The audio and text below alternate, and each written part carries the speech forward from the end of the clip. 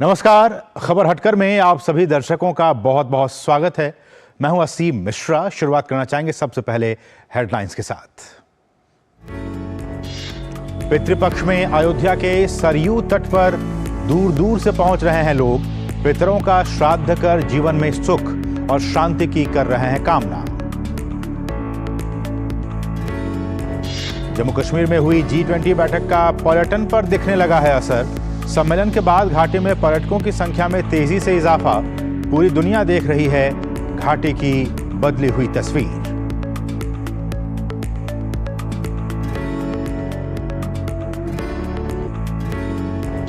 झांसी में लगी मां साहब की अनूठी पाठशाला। 2 बच्चे स्कूल नहीं आए तो घर के बाहर ही लगा दी कक्षा। माता पिता को शिक्षा का महत्व समझाकर बच्चों की कराई स्कूल वापसी।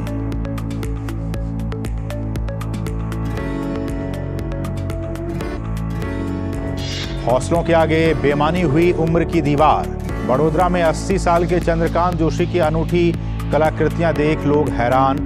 तो शिकागो में 104 साल के डोरोथी ने स्काई डाइविंग कर लोगों को चौंकाया।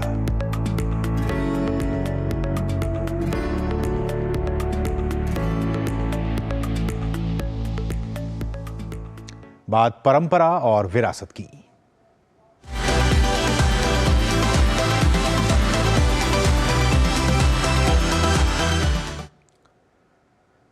इन दिनों पितृपक्ष चल रहा है।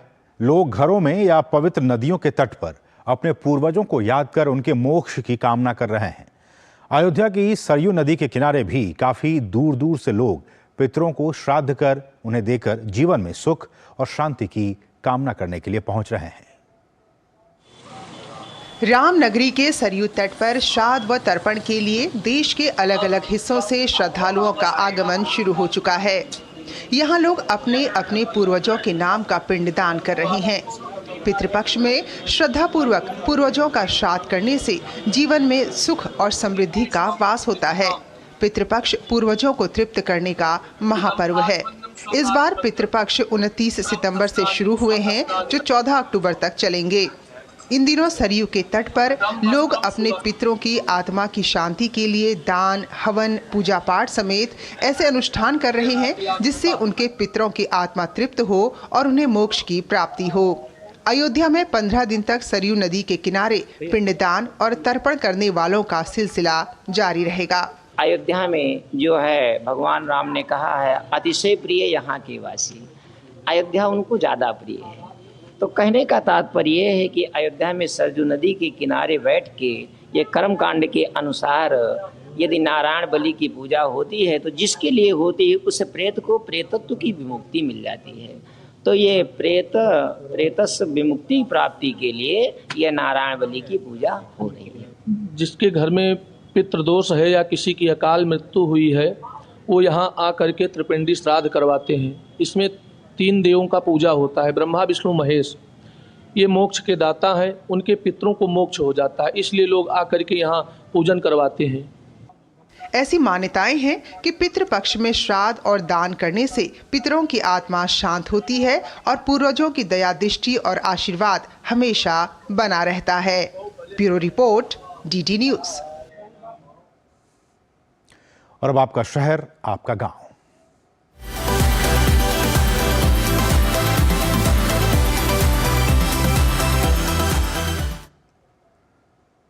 श्राद्ध पक्ष में कौवों का काफी महत्व होता है। माना जाता है कि कौवों के माध्यम से ही पितरों की आत्मा को तृप्ति मिलती है। लेकिन इन कौवों की संख्या लगातार अब घटती जा रही है। भारत में तो 73 विलुप्त हो रहे पक्षियों में कौवा भी शामिल है। उज्जैन के पक्षी प्रेमी अशोक कुमार दुबे कौवों के संरक्षण के लिए लगातार काम कर रहे हैं।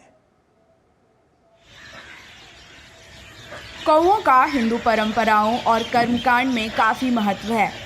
कहा जाता है कि कौवा के द्वारा खाया गया भोजन सीधे पितरों को प्राप्त होता है, इसलिए पितृपक्ष के दौरान कौवों को भोजन कराना शुभ माना जाता है। लेकिन आपको यह जानकर हैरानी होगी कि धार्मिक मान्यताओं के साथ साथ पर्यावरण के लिए भी महत्वपूर्ण कौवों की संख्या लगातार घटती जा रही है। प्रकृति के साथ छेड़छाड़, प्रदूषण, वृक्षों की कटाई, मोबाइल टावरों की बढ़ती संख्या से कौवों की प्रजाति विलुप्त होने के कगार पर है।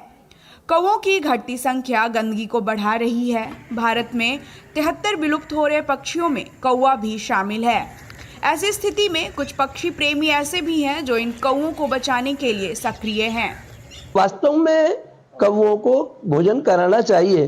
प्रत्येक व्यक्ति जो श्राद्ध में ब्राह्मणों को झिमाता है, उसके बाद एक थाली निकाल के अपनी उस पे ऊपर गच्ची पे जाता है, अपनी वहाँ जाके गच्ची पे कौवों को आवाज लगाता है।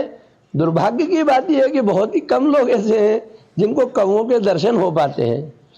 वर्तमान समय की स्थिति में कौवे हैं कम और इनकी प्रजातियों को नष्ट कर दिया गया है, इसलिए यह व्यवस्था है। यहाँ कौवों की प्रभु की इच्छा से काफ़ी मात्रा में है, प्रतिदिन आते हैं। तो अगर आप चाहते हैं कि पर्यावरण में संतुलन बना रहे, श्राद्ध पक्ष के अलावा जो भी कर्मकांड है वो भी पूर्ण हो, तो जहां तक संभव हो कौवों के संरक्षण की ओर जरूर ध्यान दें। Bureau report, DD news.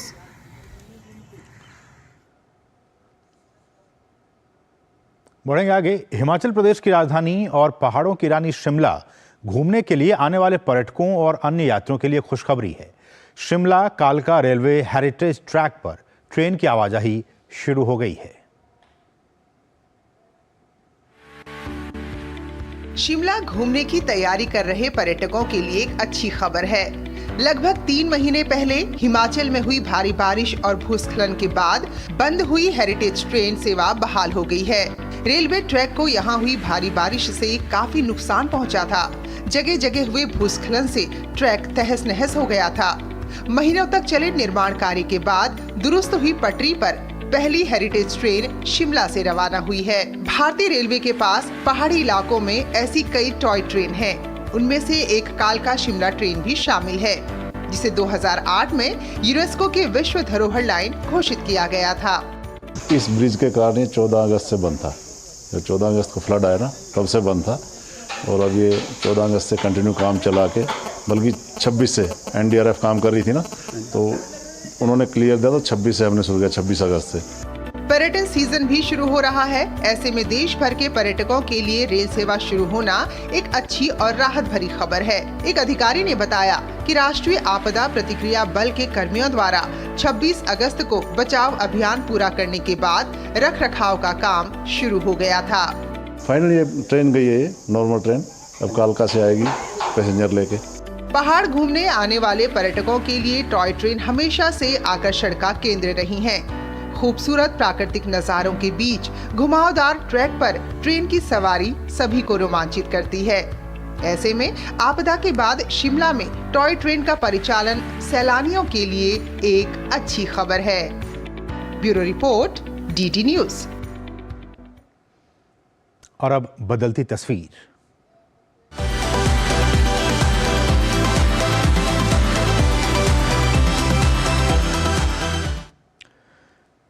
Jammu Kashmir में हुई G20 की बैठक के बाद पर्यटकों की संख्या में अब तेजी से इजाफा हो रहा है। G20 के माध्यम से अंतर्राष्ट्रीय स्तर पर घाटी की बदली तस्वीर पूरी दुनिया ने देखी, जिसके बाद यहां विदेशी सैलानियों ने भी बड़ी तादाद में वो अब पहुंच रहे हैं। जम्मू कश्मीर पर्यटक स्थल के रूप में काफी मशहूर है। यहाँ बर्फबारी और बारिश के बाद कुदरती रूप से यह और भी मनमोहक जगह बन जाती है। जम्मू कश्मीर अपनी प्राकृतिक सुंदरता के लिए दुनिया भर में अपना एक खास मुकाम रखता है। अनेक जातियों व भाषाओं का संगम बना जम्मू कश्मीर एक खूबसूरत पर्यटन स्थल है। यहाँ की कुदरती खूबसूरती लोगों को अपनी तरफ खूब आकर्षित करती है। दुनिया का जन्नत है कश्मीर, और ये यहाँ आके हमने जो देखा तो हमको लगा ये जन्नत ही है। हमारे वहाँ पे भी पहाड़ है, वहाँ पे भी नज़ारा है, लेकिन इतने अच्छा नज़ारा हमारा देश में नहीं है। हम लोग जब इस आपके कश्मीर में एंट्री किया तब मतलब हम लोग बिल्कुल चौंक गए। इतना सुंदर, इतना खूबसूरत नज़ारा है कि शायद दुनिया में कहीं भी नहीं है। इतना खूबसूरत है, हमें बहुत अच्छा लगा। लगता है ऐसा कि अगर हम यहाँ पे ना आते तो हम जिंदगी में बहुत कुछ मिस कर देते। Across the streets there have been deployment, quite a good deployment of security personals.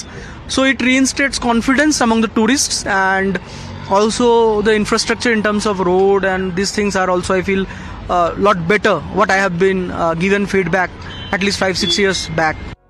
Jammu Kashmir हमेशा से ही पर्यटकों के लिए प्रिय स्थल रहा है।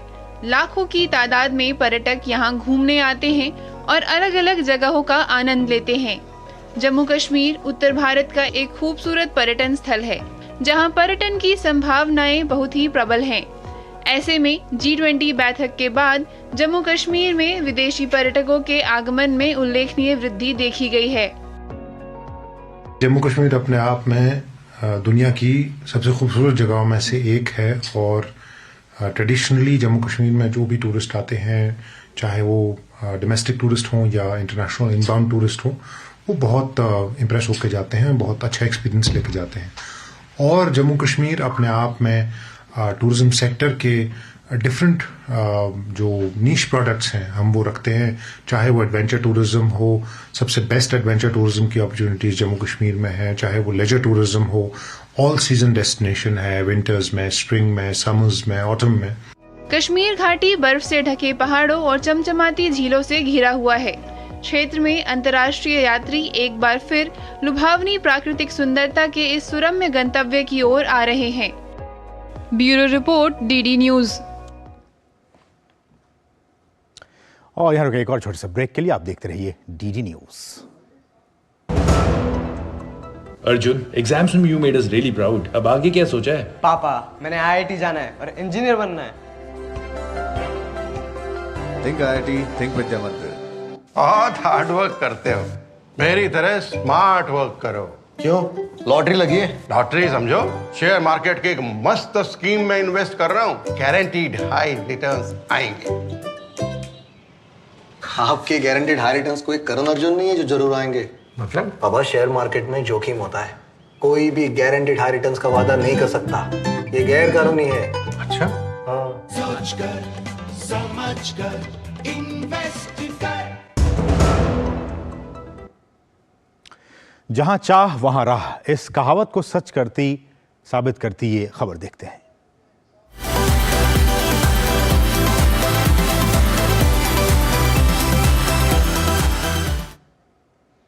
खबर झांसी से है। झांसी में स्कूल नहीं आ रहे बच्चों को क्लास में वापस लाने के लिए शिक्षकों ने जो तरीका अपनाया, उसकी हर तरफ तारीफ हो रही है। जिले के प्राथमिक विद्यालय लकारा ब्लॉक बड़ा गांव के 2 बच्चे स्कूल नहीं आ रहे थे, तो मास्टर साहब पूरी क्लास लेकर ही उनके घर पहुंच गए। झांसी के बड़ा गांव में एक घर के बाहर लग रही ये क्लास बेहद खास है, जो बताती है कि गुरु हमेशा गुरु ही होते हैं, उनसे पार नहीं पा सकते हैं।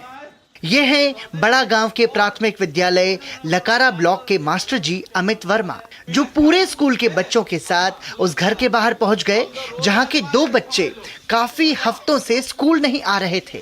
बार बार कहने पर भी कोई ना कोई बहाना बना देते, ज्यादा जोर जबरदस्ती तो कर नहीं सकते थे, इसलिए बतौर शिक्षक अपनी जिम्मेदारी को गंभीरता से निभाते हुए अमित वर्मा ने एक अनोखा तरीका निकाला। बच्चे स्कूल नहीं आए तो मास्टर साहब पूरी क्लास को लेकर सुबह 10 बजे ही बच्चों के घर के बाहर पहुंच गए और घर के सामने ही क्लास लगाकर पढ़ाने लगे। ये देख गांव के लोगों की भीड़ भी जुट गई। शिक्षक ने बच्चों को पढ़ाते हुए माता पिता को शिक्षा का महत्व समझाया, जिसके बाद बच्चों की स्कूल वापसी हो गई।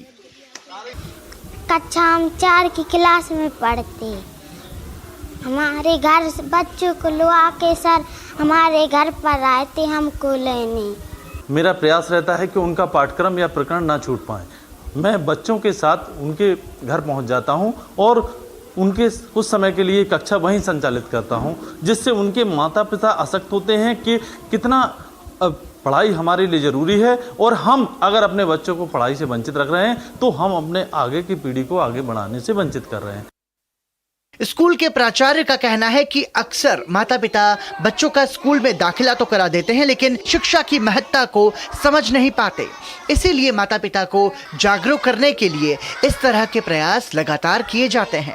स्टाफ के लोग अपने बच्चों को यानी अपने बच्चों को बुलाने के लिए जाते हैं। इसी क्रम में हमारे ये जो शिक्षक हैं अमित कुमार वर्मा, ये भी उस दिन विद्यालय से परमिशन लेके बच्चों के साथ मीना और गजराज को लेने के लिए वहाँ गए और उनके वहाँ पर कक्षा लगाने के लिए विद्यालय की तरफ से इनको परमिशन दी गई कि आप जाएं वहाँ पर बच्चों की क्लास लगाएं और जब तक उनके माँ बाप नहीं भेजें जब तक आप उनके यहाँ पर रेगुलर क्लास लगाएंगे कि जिससे कि बच्चों में बच्चे विद्यालय आएँ और बच्चों की जो उनकी शिक्षा का जो शैक्षिक स्तर है उसमें सुधार हो, क्योंकि माँ बाप अपने अपने बच्चों की तरफ ध्यान नहीं देते हैं। तो हम लोग ही उनके गार्जियन हैं, हम ही लोग उनके शिक्षक हैं, तो हम ही लोगों को उनको प्रयास करना पड़ता है पढ़ाने लिखाने के लिए।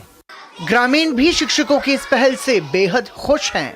बच्चा नहीं आ रहा है तो माँ साहब लोग उनके घर आकर के क्लास लगा देते हैं, उनके घर वाले फिर उनको जो है स्कूल भेजते हैं। 15 आप चलते हफ्ते में जो क्लास अगर लगी तो वहीं जमे हुए हैं, फिर उनके घर वाले जो है स्कूल में भेजते हैं।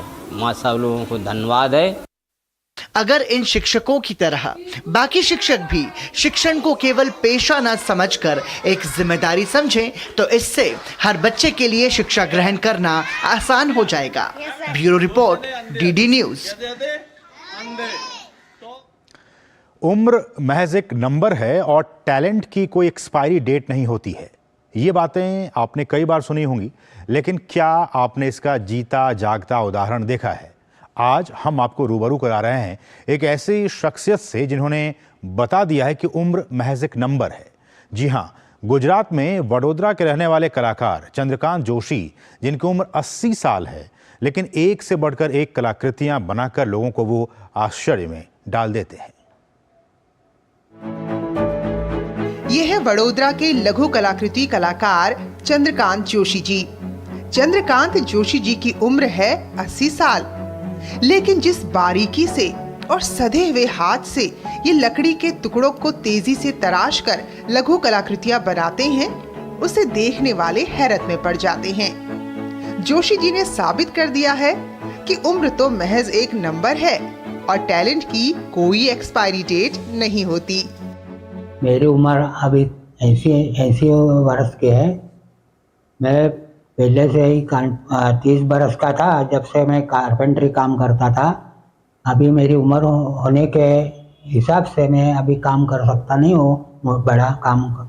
अभी मैं मन में आया मेरा कि मैं छोटा काम मिनिएचर काम करने का मुझे विचार आया, तो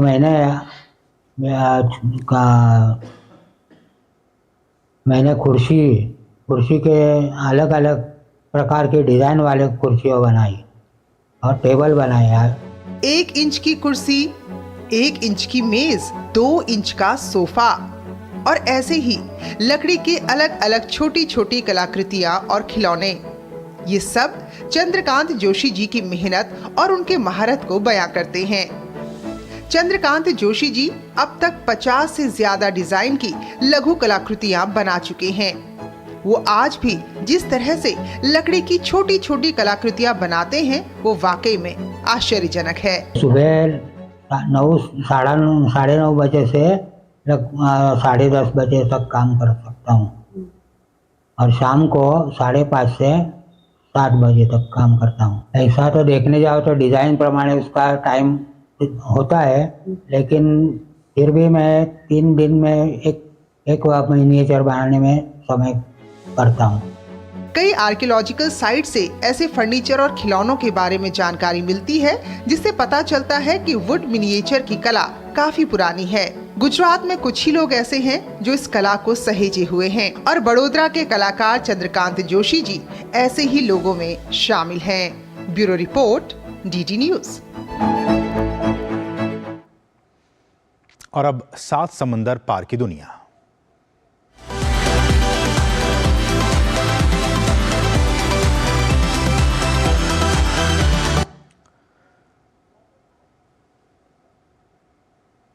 वो कहते हैं ना कि जब कुछ करने का जुनून आपके अंदर हो तो उम्र भी कुछ मायने नहीं रखती है। ऐसा कुछ शिकागो की 104 साल की डोरोथी हॉफनर ने कर दिखाया है। शिकागो की रहने वाली 104 वर्ष की ये बुजुर्ग ने 13,500 फीट की ऊंचाई से छलांग लगाते हुए अपने वॉकर को विमान को कुछ ही दूरी पर पीछे छोड़ दिया है।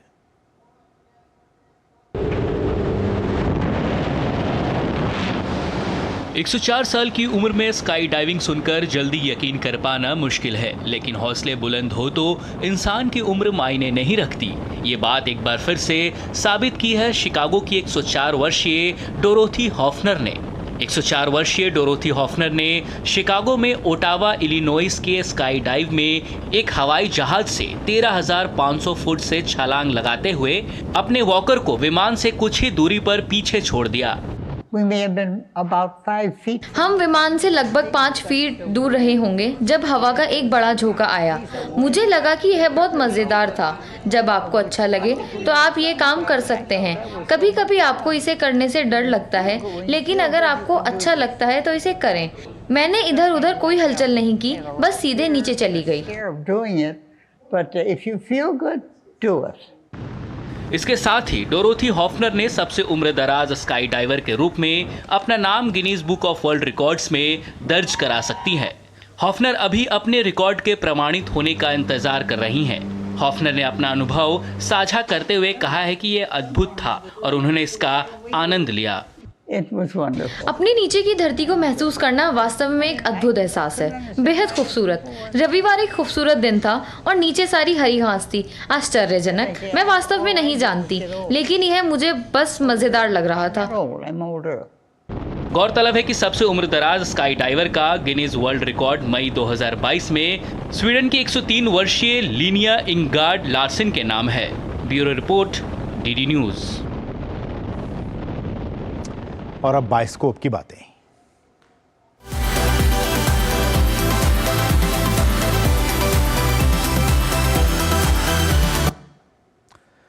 अनिल कपूर और Bhumi Pednekar starrer comedy film thank you for coming की ग्रैंड स्क्रीनिंग की गई। स्क्रीनिंग में हिंदी फिल्मों के कई सितारों ने शिरकत की। थैंक यू फॉर कमिंग 6 अक्टूबर को रिलीज होगी। इस फिल्म का निर्देशन करण बुलानी ने किया है, जिसमें भूमि पेडनेकर, शहनाज गिल, कुशा कपिला, शिवानी बेदी, डॉली सिंह, अनिल कपूर और करण कुंद्रा मुख्य भूमिकाओं में हैं। अनिल कपूर अपने इस फिल्म का अनूठे ढंग से प्रमोशन किया। उन्होंने अभिनेता जितेंद्र के साथ एक वीडियो साझा किया, जिसमें दोनों रोचक तरीके से फिल्म पर बात करते नजर आ रहे हैं। ढल गया दिन, हो गई शाम। क्या कर रहे हैं यार? गेम पे ध्यान दे। जीतू जी, I need a break. You need a break, and I'm just warming up. Sorry Jeetu ji, I'm a bit stressed. Back pain है? अरे बाम लाया हूँ। नहीं जीतू जी, 6 अक्टूबर को thank you for coming release हो रही है, उसका स्ट्रेस है। अरे वो तो बहुत फनी फिल्म है यार। फनी तो है, लेकिन वो भी तो है। वो क्या? इमोशन? इमोशन तो है, लेकिन वो भी तो है। Love story? अरे वो तो है, लेकिन वो भी तो है। एक्शन? एक्शन नहीं, ऑर्गेजम। पिक्चर ऑर्गेजम के ऊपर है। ओ खोत्या, कितनी आउटडेटेड बात कर रहा है। नहीं, मैं आउटडेटेड नहीं हूँ जीतू जी। लोग बोलते हैं ना कि बोल्ड पिक्चर है, सेक्स वैक्स होगा। हमारी बेटियां बोल्ड हैं, तो बोल्ड फिल्म बनाएंगी ना। एग्जैक्टली जीतू जी, बेटियों ने फिल्म बनाई है, इसलिए तो लोग उंगलियां उठाते हैं। अगर लड़के होते ना इस पिक्चर में, तो सब लड़के पहुंच जाते पिक्चर देखने। हमारी फिल्म में लड़कियां हैं, तो सब लड़कियां पहुंच जाएंगी। ठीक सो।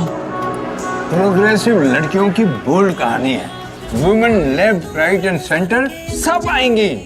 रही बात सेक्स वैक्स की, इस देश की आबादी 140 करोड़ है। ऐसे नहीं होगी, सब लगे हैं दबा के।